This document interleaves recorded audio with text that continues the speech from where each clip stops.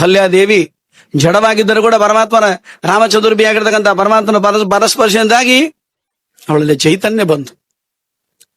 ಸುಮ್ಮನೆ ಪ್ರಸಂಗ ಬಂತು. ತೆಲುಗು ರಾಮಾಯಣ ಒಂದಿದೆ, ತೆಲುಗು ಭಾಷೆಯಲ್ಲಿ ಒಂದು ರಾಮಾಯಣವಿದೆ. ತೆಲುಗು ರಾಮಾಯಣದಲ್ಲಿ ಒಂದು ಇದೇ ಕಥೆ ಹೇಳ್ತಾರೆ. ರಾಮದೇವರು ಅಹಲ್ಯಾದೇವಿ ಪಾದಸ್ಪರ್ಶ ಮಾಡಿದ್ರು. ಕಲ್ಲಾಗಿರ್ತಕ್ಕಂಥ ಅಹಲ್ಯೆ ಮತ್ತೆ ಸಿರಿಯಾದ್ರು. ಶಾಪರಿಂದಾಗಿ ಸ್ವಯಂ ಪಾಪ ಅಹಲ್ಯಾದೇವಿಯವಳು ಶಾಪವಾಗಿತ್ತು. ಶಾಪರಿಂದಾಗಿ ಕಲ್ಲಾಗಿದ್ಲು.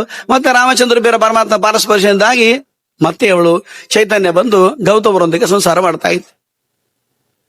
ಈ ಸಮಾಚಾರ ಎಲ್ಲ ಕಡೆ ಹರಡತಂತೆ. ಎಲ್ರಿಗೂ ಗೊತ್ತಾಯ್ತು. ಎಲ್ರಿಗೂ ಎಲ್ಲಿವರೆಗೆ ಗೊತ್ತಾಯ್ತು? ಜನಕರಾಜನ ಮನೆಗೆ ಗೊತ್ತಾಯ್ತು. ಜಾನಕಿ ನೋಡ್ಲಿಕ್ಕಾಗಿ ರಾಮಚಂದ್ರ ಹೊರಟಿದ್ದಾನೆ. ಅಯೋಧ್ಯಾಪತಿ ದಶರಥ ರಾಜನ ಮಗ. ಬರುವಾಗ ದಾರಿಯಲ್ಲಿ ಯಾವುದೋ ಒಂದು ಕಲ್ಲನ್ನು ಮುಟ್ಟಿದಾಗದಂತೆ. ಆ ಕಲ್ಲನ್ನು ಮುಟ್ಟಿದಾಗ ಕಲ್ಲು ಅದು ಹೆಣ್ಣಾಯಿತು. ಇದೀಗ ಕಿರಿಯ ಶ್ರೀಪಾದರು ಹೇಳ್ತಾ ಇದ್ರು. ಅವನು ದೋಣಿಯನ್ನು ದಾಟಿಸುವಾಗ ಈ ಕಡೆ ಆ ಕಡೆ ಕರ್ಕೊಂಡು ಹೋಗತಕ್ಕಂಥ ಪ್ರಸಂಗ ಬಂದು ಅಲ್ಲಿವರೆಗೆ ನಿಲ್ಲಿಸಿದ್ರು. ಇದನ್ನ ಸೂರದಾಸರು ಬಹಳ ಸುಂದರ ವರ್ಣನೆ ಮಾಡ್ತಾರೆ. ಸೂರದಾಸರು ಹೇಳ್ತಾರೆ, ಅಲ್ಲಿ ಹೋದಾಗ ಆ ನಾವಿಕನ ಕರೆದ್ರಂತೆ ರಾಮಚಂದ್ರ ಬೇರೆ ಪರಮಾತ್ಮ, ನಮ್ಮನ್ನ ಆ ದಡಕ್ಕೆ ಕರ್ಕೊಂಡು ಹೋಗು ಅಂತ ಹೇಳಿದ್ರಂತೆ. ವಿಶ್ವಾಮಿತ್ರರು, ಲಕ್ಷ್ಮಣ, ರಾಮ 3 ಜನ ಇದು ಕರ್ಕೊಂಡು ಹೋಗು ಅಂತ ಹೇಳಿದ್ರೆ ಅವ್ನು ಹೇಳ್ದಂತೆ, ವಿಶ್ವಾಮಿತ್ರರೇ ನೀವು ಬನ್ರಿ, ನಿಮ್ಮನ್ನ ನದಿ ದಾಟಿಸ್ತೇನೆ. ಲಕ್ಷ್ಮಣ ಬರ್ಲಿ, ಅವನ ನದಿ ದಾಟಿಸ್ತಾನೆ. ರಾಮನ ಮಾತ್ರ ಬೇಡ ಅನ್ನ.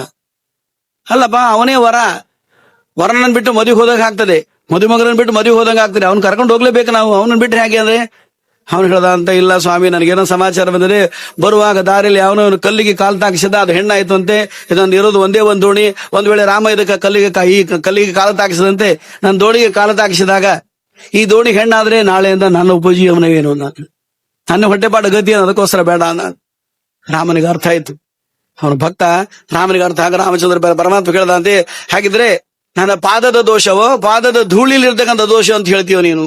ಸ್ವಾಮಿ, ನಿನ್ನ ಪಾದ ಪಾದ ಧೂಳಿಯಲ್ಲೇ ಆ ತರದ ಏನೋ ಒಂದು ಜಾದು ಇದೆ. ಅದಕ್ಕೊಂದು ಪ್ರಾರ್ಥನೆ ಮಾಡ್ತೇನೆ, ನಿನ್ನ ಬಂಡೆಗಳ ಮೇಲೆ ಕೂತ್ಕೋ, ನಿನ್ನ ಪಾದ ಪೂಜೆ ಮಾಡ್ತೇನೆ.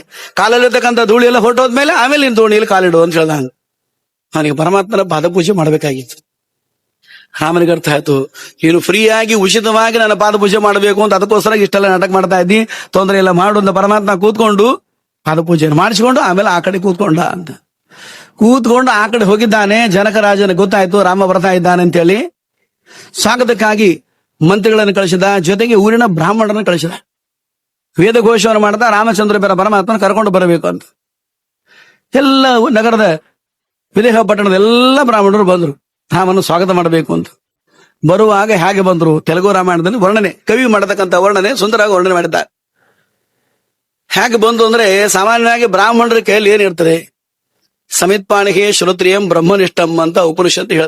ಬ್ರಾಹ್ಮಣರ ಕೈಯಲ್ಲಿ ಇರಬೇಕಾಗಿರ್ತಕ್ಕಂಥದ್ದು ಸಮಿತು, ತರ್ಬೆ ಸಮಿತು ಅಥವಾ ಪುಸ್ತಕ ಬಿಟ್ರೆ ಬೇರೆ ಏನಿರೋ ಹಾಗಿಲ್ಲ.